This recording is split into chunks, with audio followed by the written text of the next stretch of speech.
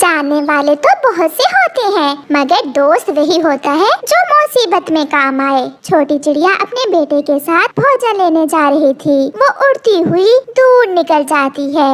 पीछे एक इंसान लकड़हारा आता है और वो पेड़ जिस पर चिड़िया का घर था वो पेड़ काटने लगता है।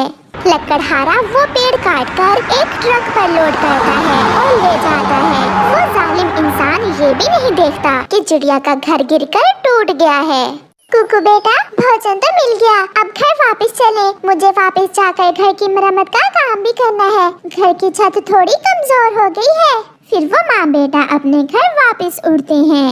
वो क्या जानते थे कि आज एक जालिम इंसान उन्हें बेघर कर गया है। चिड़िया जैसे ही अपने घर आती है तो देखती है कि उसका घर तो टूटकर नीचे गिरा पड़ा है और जिस पेड़ पर उसका घर था वो पेड़ तो कोई काट कर ले गया है। वहाँ तो कुछ बिखरी हुई लकड़ियाँ और कुछ पत्ते ही पड़े थे।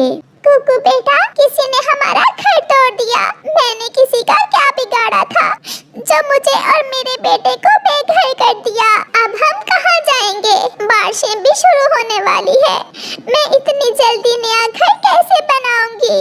मम्मा, इंसान ऐसा क्यों करते हैं? बेटा, इंसान कुछ पैसों की खातिर पेड़ भी काट कर ले जाते हैं और हमें भी बेघर कर देते हैं।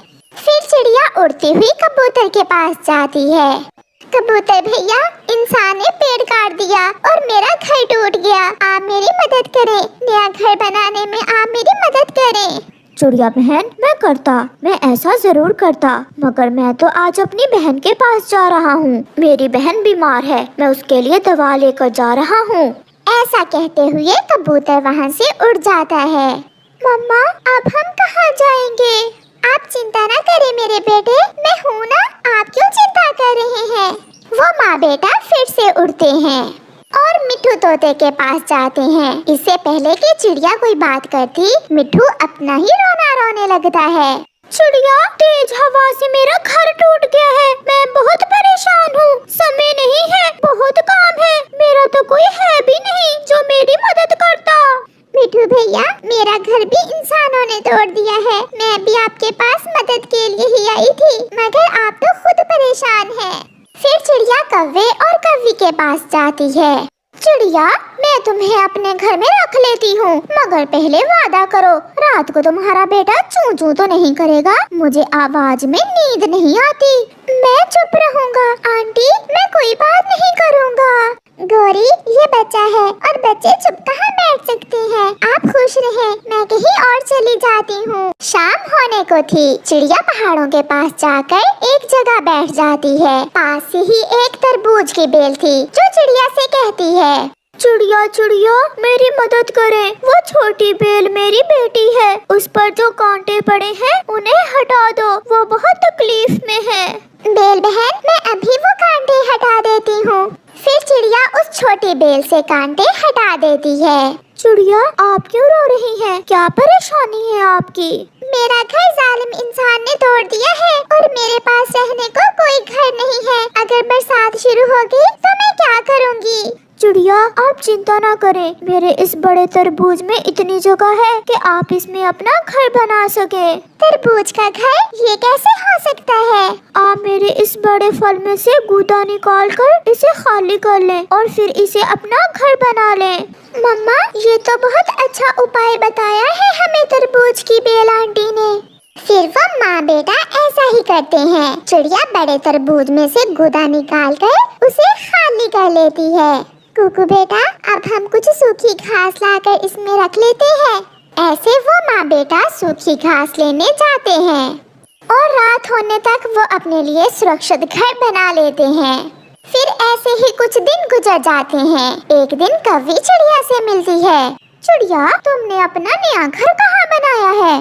गौरी बहन, जिसकी कोई मदद नहीं करता, ऊपर वाला उसे अकेला नहीं छोड़ता। मैंने एक बड़े तरबूज में अपना घर बना लिया है। तरबूज का घर? पहली बार सुना है। देखते हैं तुम कितने दिन वहाँ रह पाती हो।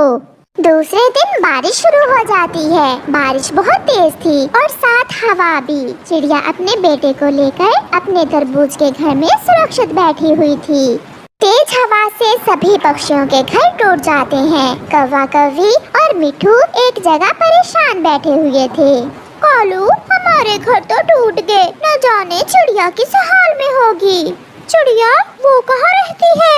उसने एक तरबूज को अपना घर बना लिया है। वो एक बड़े तरबूज में रहती है। गोरी, यहाँ मरने से बेहतर है हम चिड़िया से मदद लें, वो कुछ न कुछ जरूर करेगी। फिर वो सब वहाँ से उड़ते हैं और चिड़िया की तरफ जाते हैं।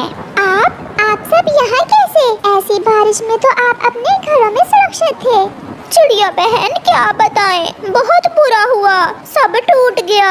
हवा बहुत तेज थी, सबके घर टूट गए। कबूतर तो अपनी बहन के पास गया हुआ है, उसका भी घर टूट गया है।